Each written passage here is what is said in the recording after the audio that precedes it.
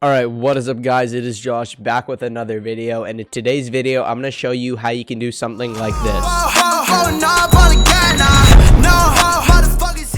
Alright guys, so like you saw in that little preview, I am going to be showing you something a bit different. It's going to be a bit more advanced, but I want to quickly say before the video starts, if you guys are new to the channel and you want to drop me a sub, it's completely free for you guys to do, and over 70% of you guys are not subscribed to the channel yet, so make sure to do so. Help me out. We're grinding to 50k subs, so if you want to help me get closer to my goal, it would be genuinely appreciated if you guys do drop a sub, and let's get right into it. Alright guys, so what is up? It is Josh, and in today's video I'm going to be showing you how to do the thing that you saw in the intro, and it is the over editing style in Davinci Resolve. But before I actually hop into the tutorial, the software we're going to be using in this video will be Davinci Resolve 17, so if you want to pick that up, it is 100% free if you guys want to download that. You will also need the Sapphire plugins for this, so if you want to pick those up, you will have to go down to the description and download those. I'll also link a tutorial that my friend Charlie FN made on his channel. He just hit 1k subs if you want to check him out. But that's pretty much all I needed to talk about. If you guys do enjoy, like, comment, subscribe, and let's get right into it. Alright guys, so once we've opened up Davinci Resolve, what we're actually going to do now is we're going to start a new project, and just from here what you're going to want to do, come up to file, go to project settings, and you're going to copy the exact same settings that I have.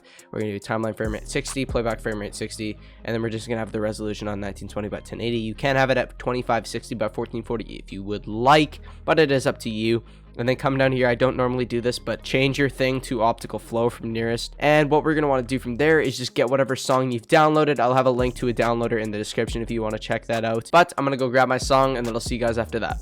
Alright guys, so I actually have the portion of the song that I want to use, which is this part of the song. I'm using the song Stone Cold because you know I really like this song. I use it for a lot of my tutorials, but you can see this is what the portion sounds like. So what I'm going to want to do for this is, I think what I'm going to do is I'm going to go like, and just like you saw in the intro, I do have different points on the clip where they're actually time remapped, so it'll just be like this. You can see that there is another beat right here. Now what I'm going to do is I'm going to import a clip, and I'll see you guys once I've done that. Alright, so now I have my clip up here in the top corner in the media pool, so what I'm going to do, I'm going to double click on it, and then we're just going to cut it down to wherever we want by pressing these icons right here. Clip it after the kill as well, and then we're going to add a marker on the actual kill itself, just like this. And we're just going to drag it in the timeline, line up the marker with the beat in the song where we're going to want the kill. So just like this, and it should just look like this. And once we've done that, what we're actually going to want to do now is we're going to add the time remapping. So to do that, what we're going to do is, honestly, we can just get rid of the audio. It doesn't really matter. We just want all this to line up, because when it comes to over editing, a thing that you're going to want to do is you're going to want to utilize your sound effects as much as possible. You don't really want clip audio. So what we're going to do is we're going to right click, we're going to read time controls, and we're going to make sure that our clip is the exact length that we're looking for.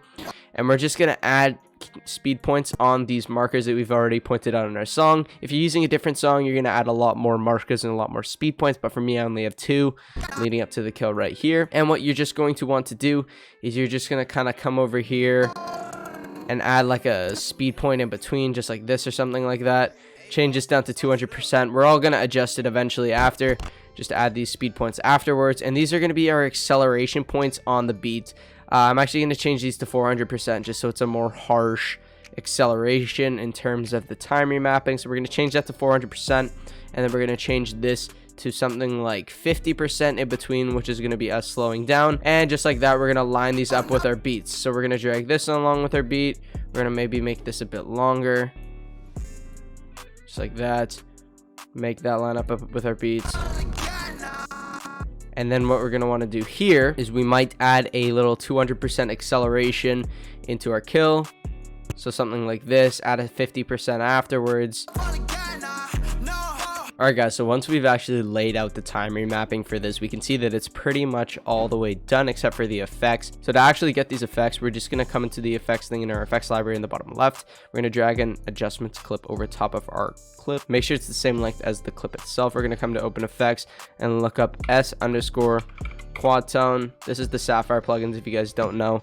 and you're just going to drag it over top of the adjustment clip just like this, and we can see that it is black and white, which is kind of what we're looking for. You can add a bit of a saturation afterwards, but we can see that it gives us 4 color switch options. We're going to start it off with white. So what we're going to want to do is we are going to change the mix with source a bit up, like maybe 0.25, something like that, just so it's a bit saturated, but we can still. What you're going to want to do for this, keyframe the color right here where it starts off. We're going to come to the beat, the first beat. We're going to go 1, 2, 3 frames back, keyframe it again on white. We're going to go to the beat and actually change it to red, something like that, just so it's a harsh switch but nothing too crazy. We're going to go to the beat again, go 1, 2, 3 back, keyframe it, go on the beat and change it to something like, I don't know, purple or something. Make it something that it's actually going to stand out as. You can make it green if you even want to. Something that you think looks best should honestly be what you change it to. I might do a blue. You can also change the mix with source depending on how you want it to look. Just like that, but we're already looking pretty good. We got the time remapping, we got the effects already. All that's left to do is to kind of add the screen pumps as well as the impact. So for the impact, what we're going to want to do is just drag in an adjustment layer that starts on the kill marker and ends at the very end of the clip, and we are just going to drag in a shake right just like this. And you are going to want to, I'm going to actually load up a preset, so I'll see you guys once I've done that. You guys can copy my settings. All right, so I've added my preset now, and I'll maybe expand this just a bit so you guys can see what my settings are. You can pause the video whenever just to copy them down. So it's just like this, and then you come down here to the Y, just like this. X is just all the way down, Z is all the way down, tilt is all the way down. And for channels, you're just going to want to have red amplitude at 2, just so it has a bit of a RGB distort. But yeah, all you want to do after that is just keyframe your amplitude on the kill. Go 1, 2, 3, 4, 5, 6, 7, 8, 9, 10 to the right, and keyframe it down at 0, just so it goes like that. So we've pretty much made our impact just like that, and I'm going to move on to the next shake, which is going to be the tilt impact shake. So for this, what we're going to want to do, just drag in another shake over top of this adjustment layer, come down to your next shake right here, and I'm going to load up another preset just like this, and you can copy down the settings again. I'll have the settings right here. This is for the tilt shake, just copy that right there. That's just down at 0. This is like this, so copy that. That's at 0. And that is, I think this is the only thing that isn't default, and the channels are all the same. There's no RGB distort on this one. And at the beginning, you're just going to keyframe these, and then once you're at the end, you can just change these values to 0.05, change this one to 1. So by doing that, we kind of added a screen pump to the kill itself with a Y shake and a consistent shake, and pretty much the only thing that's left to do other than the sound effects. All right, so for the actual screen pumps, what we are going to want to do is we're just going to drag in an adjustment clip like this, size it down just so it's the length. We're going to take note of where the actual beats that we're going to want to hit them on, so this and this. So to do that, we're just going to go into the Fusion. I'll have the preset in the description for this if you just want to drag that inside of your Fusion. And you should see the keyframes are already placed for you and graph edited. So all you got to do is make sure you are on the beat of the song where you want the screen pump. Go into Fusion, and you are just going to zoom in on this, drag this over. You're going to select these keyframes right here. If you don't have this menu on your screen, I'm just going to make this default for a second. To actually get the menu I was just in, click on keyframes right here. You can drag this out, scroll down, and then you could just drag them so they line up with your marker, which is on the beat. And we can do that for the exact same one. So we can just literally copy this one, paste it, go like this, and we can make it so we just drag in these ones to this right here, making sure we're on the right beat. So it just looks like something like this.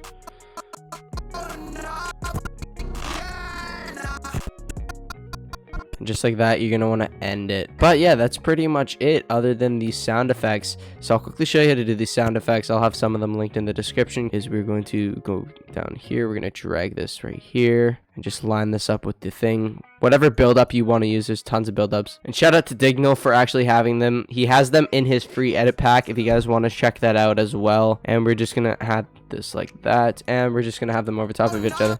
And if you do have a shotgun sound effect for the spaz, you can just add it to the kill just to make it sound a lot better. I'm gonna have a tutorial coming out about mid next week showing you literally everything you guys will ever need to know about audio and DaVinci Resolve in terms of Fortnite, like the underwater audio I do in my stuff, the muffled audio, muffled shotgun sounds, all that stuff, build up, sound effects, swooshes for cinematics, all that good stuff. And then if you really want, I'm gonna add this vignette thing that you guys were roasting me because I didn't know how to say it before. I'm just gonna add that like this, and you can have it so the size is like a bit bigger. And then if you're 15 frames in, you can keyframe the size just like this and then come back out and just get rid of it completely, just so it does like a bit of a fade in. But that's pretty much it. And then you can also fade it out just like this on this side. But if you guys did enjoy the video and you found it useful, I'm going to put up a thing at the very beginning of the video showing what this actually ends up looking like. But if you guys did enjoy, like I said, like, comment, subscribe. It helps me out a ton. We're grinding for that 50,000 subscriber goal. So if you guys want to help me get closer to that, drop a sub, drop a like, comment for the algorithm, help me out. Also, don't forget to be using code JoshyTV with 2 Y's in the Fortnite item shop before purchasing